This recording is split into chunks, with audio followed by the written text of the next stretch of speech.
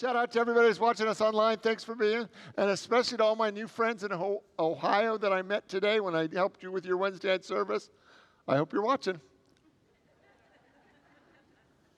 It's so fun to be able to do a Wednesday night service live and a Zoom one in Ohio, and I didn't even have to get in a plane. Isn't that fabulous?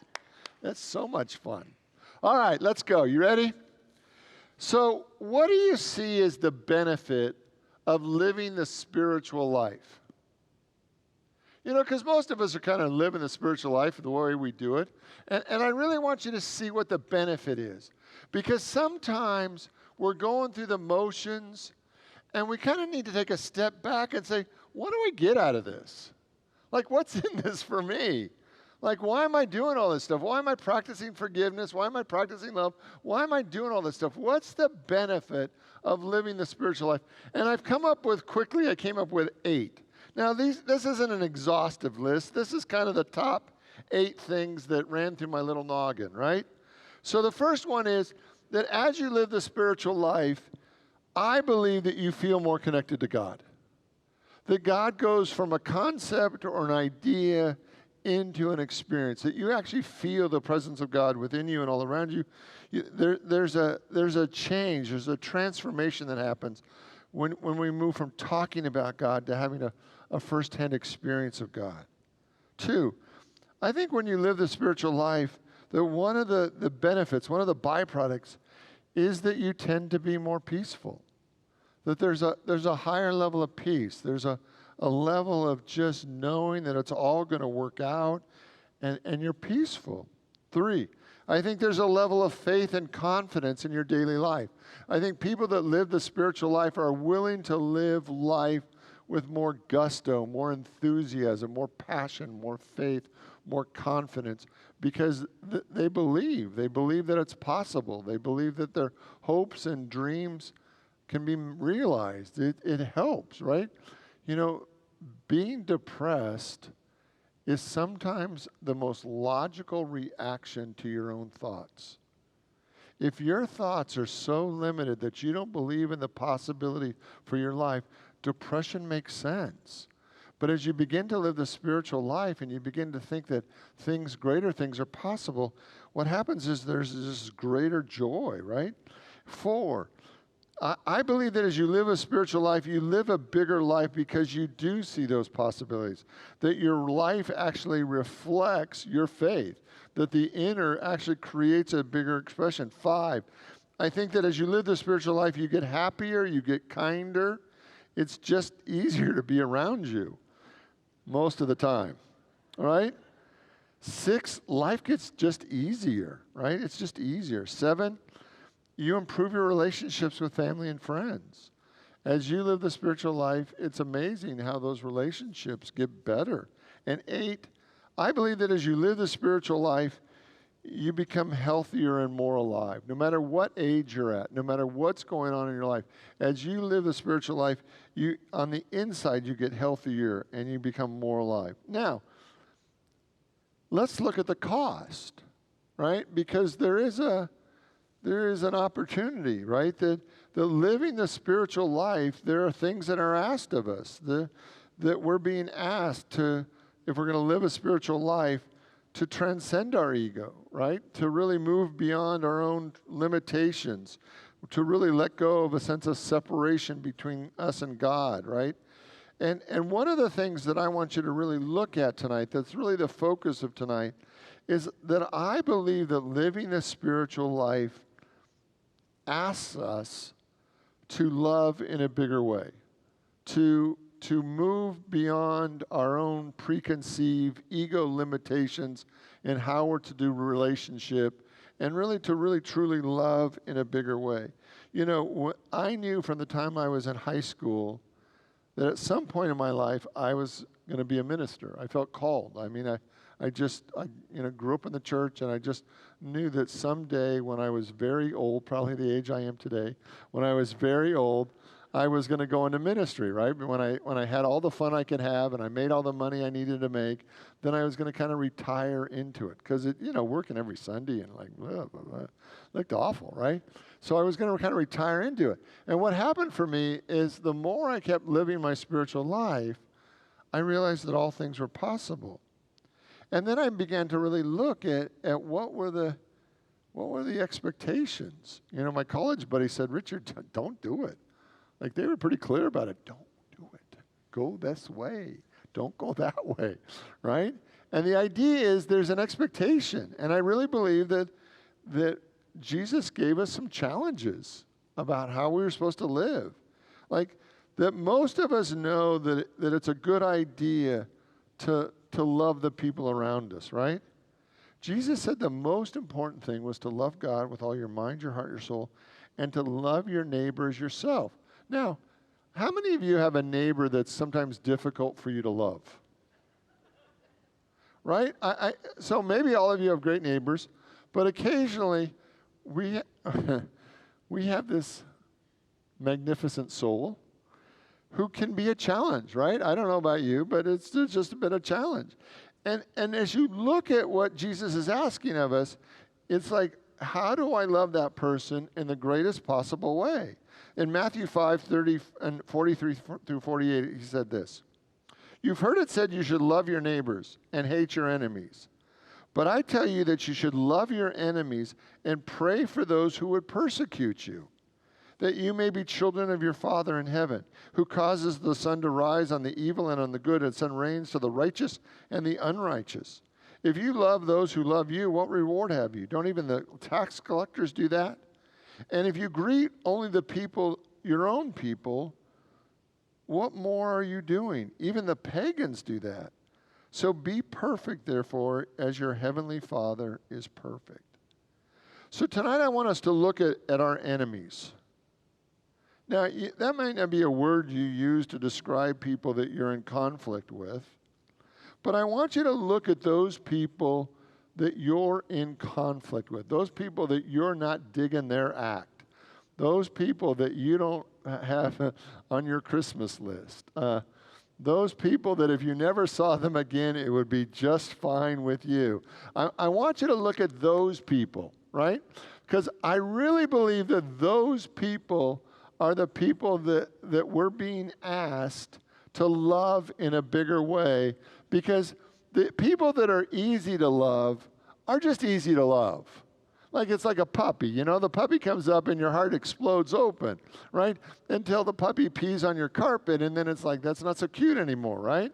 And there are people in your life who I believe are messengers from God, right? Who've been sent into your life and are really asking your soul at a deep level, can you love me here, right? Can you love me here? And I want you to really see your own relationship with love. Because for most of us, we trust love when it's easy to do, right? But we're not so sure that we can trust love when the person that we're being asked to love is not easy to love. There's a belief in our culture that love makes us stupid. That love allows us to do stupid things that aren't for our highest and our best. And we're not really sure if we really trust love, if we go all the way into love, if we love bigger than we've ever loved before, if we're just not going to have a roadmap that says sucker printed all over us.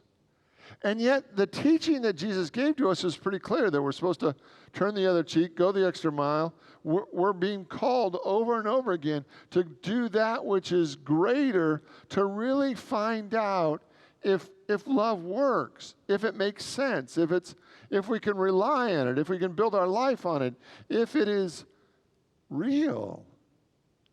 And what I want you to see is that the people that you're at odds with, the enemies, the conflict, those people are the people that are helping you and me learn to trust love. So tonight I'm going to give you some ideas. And I want you just to play with them and to see if there's any of these that really relate to you, if you can see how you can use them in a greater way. First one is to be willing to greet the people that are different than you. You know, this is one of the strongest lines in this verse that I read, is that when Jesus said, if you only greet your own people, what are you doing more than others? And I really want you to look at how you're greeting the people around you. Like, we all know the idea that birds of a feather tend to, remember what the line is, flock together, right? We all know that people of like minds tend to move toward people of like minds, that when we all tend to move into circles of people like ourselves. But what I want you to see is that that's also a trap. It's natural to move into circles of people that are like you, but how do you greet and acknowledge and celebrate the people that aren't like you, that don't think like you, that don't look like you, that don't believe the way you do? That there's this idea that we're being called to see that in all of us, we're always more alike than we are different. And right now in our culture, in our world, in our nation, we are becoming more and more divided. That we're seeing the world through more and more eyes of us and them. People that think like I do or believe like I do and those that don't. And as a nation, that's a dangerous thing. As a spiritual process, that's a dangerous thing. To really begin to see others as an other instead of an expression of you, an expression of God. You know, I have a friend, and when she's driving around town, she noticed that she didn't like to greet homeless people when they were on the corner or when they were, on the corner. And what she noticed was that she kept looking away. She didn't want to see him. She didn't want to acknowledge him. She didn't want to be asked for money. She just didn't want to do that. And so what she began to do was she created these gift bags. And in the gift bag, there was a pouch of tuna and socks and suntan lotion and Blistex and Band-Aids, and there was all kinds of these, all these things in this little bag. And so when she would pull up to an intersection and there'd be a homeless person or person begging, she would actually look them in the eye and wave her little gift bag. And some of them didn't want her gift bag. Some people don't want her gift bag, right? But there was a lot of people who were really grateful for her gift bag, that she could actually look them in the eye, have a connection with that other soul, and give them a gift bag, and she felt really good about it. She felt like at that moment she was doing her spiritual work of connecting with people instead of looking away and pretending like they weren't there. So the first thing I want you to see is I want you to really look at how you greet people. Now, for all your extroverts, this is like, woo, right? This is like being unleashed to do more, right? All the introverts are going, no, ask me to do anything but greet people. Now, let me tell you a little story. So my younger sister, Christine, lives in the UK. She lives just outside of London. And one of the now, if you're English, if I blow this, please, just email Richard Mirage at rmirage@unityphx.org, right? And so the several times that I've been to England to visit her, what I know to be true is when they walk their dog, they know the name of every dog they encounter in their walk. And they do not know any of the names of the people they encounter. Like, it is totally acceptable to have a full-on relationship with their dog and not even acknowledge the human that is standing right there next to their dog. And so she goes, well, that's Skipper, or that's Troy, or whatever the name of the dog is, and she knows all their names. And she lives in, this is the cutest thing, she lives in a little community called Who. So of course I have to call it Whoville. And she doesn't find that as funny as I do. I think it's hysterical. Right? My sister lives in Whoville, and that's real. She does, right? And so every time I go to visit her, Like one of the things I enjoy is when we go to a store or out, I walk the thing and I say hello to people. I wave, I talk to people. And she gets really upset. She says, Richard, if you do that again, you're not going out with me again. It's like, we don't do that here. You're making people uncomfortable. They know you're an American, and it's no, stop, right? And I think it's hysterical, right? Right? So what I want you to look at, right, please, just forgive me. It's just let it go, right? What I want you to look at is, I want you to be willing to greet the people around you from the highest sacred point. You know, the word namaste means the divine in me recognizes the divine in you. And I want you to look at how we relate to each other. That Martin Buber in the 50s wrote a book, I, Thou. And the whole thing was that if we treat people as an it instead of a thou, we miss the whole meaning. That the way that we relate to one another, Jesus said, was of the highest importance. And it all begins with how we greet each other, how we see each other. Do we look beyond the boundaries and really see one another for who they really are? So the first one is, how do you greet people, especially those who are different from you, right? And the next one is can you accept people who are different than you, right? Not who you thought they were, not who you wanted them to be, not even who they told you they would be. Can we practice accepting people for who they are, even if you don't agree with them, even if you don't understand them completely? Can we just make room? Because if we can't get to acceptance, we can never get to love. Does that make sense? That acceptance is a precursor to love. If I don't accept you, my heart never opens. Like when I don't accept you, in some way I've judged you, and the moment I judge you, my heart stays closed. That you can't have an open heart and in judgment in the same moment. You just can't do it. You have to decide, if you're going to open your heart, you have to accept that person just as they are. Like, nobody's perfect. You just have to accept them exactly the way they are. And in that moment, your heart opens. And then the most amazing thing happens is that then you can make a good choice, right? If you're not in acceptance, if you keep going in that mindset that they shouldn't be like this, or they told me they weren't going to do this to me, the moment we move into resistance to them, there's no movement. There's no growth. There's no opportunity for love. So the first thing I want you to do is I just want you to greet people. You know, Jill, my wife, tells a story that when she was at Michigan State, she had a psychology professor that gave the class an experiment that for 10 days they had to greet, they had to say hello to everyone they saw on campus, right? So they had to go and just, say wave or say hello to everybody on campus. The guy Jill was dating at the time thought she was the most popular girl on campus, that she literally knew 60,000 people because she said hello to everybody. So the first thing we're going to do is we're just going to greet people. The next thing we're going to do is we're going to accept them. The third thing we're going to do is creating greater relationships requires deeper conversations.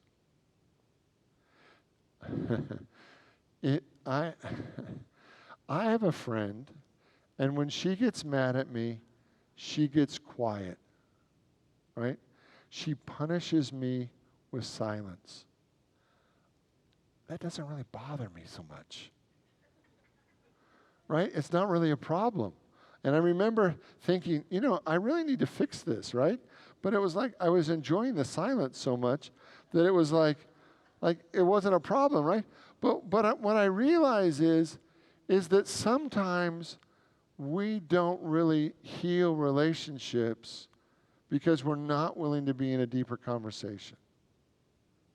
We have to be willing to be in a deeper conversation to move anything forward. Like if somebody runs over your rose bushes, right, and you just get mad, does anything heal from that? No, right? So the idea of just not having a conversation is what keeps the world stuck. So there's a way that I want you to communicate, and it's three simple lines. I see, I feel, I want. And all of this communication is based on I statements. I see. And the I see is just describing the situation. I see that you ran over my rose bush, right? Now, the next line is now you got to tell them how it feels, right? How many of you ever feel vulnerable when sharing your feelings with somebody, especially when you're mad at them, right? We don't like to do this. We don't want to be vulnerable. We don't want to be that honest. We don't want to be scared that we're sharing our feelings. But I see that you ran over my rose bush, and I feel upset. I feel disappointed. I feel frustrated. I feel, angry. I'm having a feeling about you running over my rose bush, right? And then the third line is, and what do you want? Well, I want to know that I'm important to you. I want to know that my rose bushes are safe while you're in the car. I want to know, sometimes what you need to say is, I want to know that I'm loved. I want to know that you care about me, right? And the deeper you get into the I want, the more it increases the probability that they will respond to you in a deeper way. If you give them a throwaway, if you give them a superficial I want, the chances are good that you're going to get a superficial I want back. And we don't want to be vulnerable. But if we're going to create deeper and greater relationships, we have to be vulnerable. You have to give them your deepest feeling. And it's like, I feel like so uncomfortable sharing my feelings with this person, but I'm going to do it anyway. And what I want is to know that I'm important to you. What I want is to be loved. What I want is to be respected. What do I want is to know that I'm safe. There's some universal human wants, needs, and desires that people can respond to when you share what they are, when you share. And the fourth thing. The fourth thing, I know I'm going to get emails, but I'm going to say it anyway. The fourth thing when you look at relationships with others is life isn't fair, but it's infinite. Life isn't fair, but it's infinite. Why kids get sick, why people who act badly still prosper, why people who should never be promoted are promoted, why things happen to people. What I want you to see, and this is going to be troubling, is that life isn't fair, but it's infinite. Now, why is that important? It's important because sometimes we spend so much time and energy trying to make everything right and fair that it really keeps us from accessing all the blessings that we want from God. Now, when it comes to social policy, do I think that we need to create a world that's fair? Yes. From a spiritual point of view, do I want you to know that even when people are unfair with you, do you still have access to all the good that God is? Yes. And so over and over again, what I want you to see, if somebody takes advantage of you and you spend weeks and months and years trying to make it fair, it's not going to be fair. But you still have access to all the good that God is. And when we get into these issues with one another and we expect everything to be fair, sometimes the piece of cake that you get in life is smaller than everybody else's.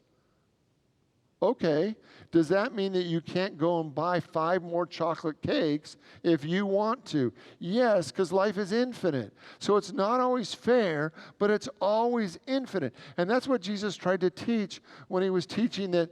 There's this line where he said, those that have not, even that they have will be taken away. And those that have, even more will be given to them. Because life isn't fair, but it's always infinite. And that's why sometimes people really like this idea of karma. Because the idea of karma is, at a very superficial level, is that everybody's going to get theirs at the end. So if somebody takes advantage of you, they're going to get theirs at the end. And so we like this, but that's not what Jesus taught. Jesus taught radical forgiveness. And he also taught that God was infinite. And when we forget in our relationship with others that no one can keep you from your good, No one can keep you from the infinite goodness of God. And if you spend too much time trying to get your share out of them, it really moves you out of the flow of the infinite, because God is infinite. So it's not fair when people get sick. It's not fair that some people are born one way and some people are born another way. It's not fair, but the reality is, in the midst of all of that, that God is infinite. So when our human mind, our ego gets involved in trying to make everything fair, it really keeps us from the idea that God is infinite. And I believe that we need to work for a world that's fair for everyone. But I still think we need to remember that in all of our human relationships, God is infinite. That no one can keep you from your good. No one can keep you from all the good that God is.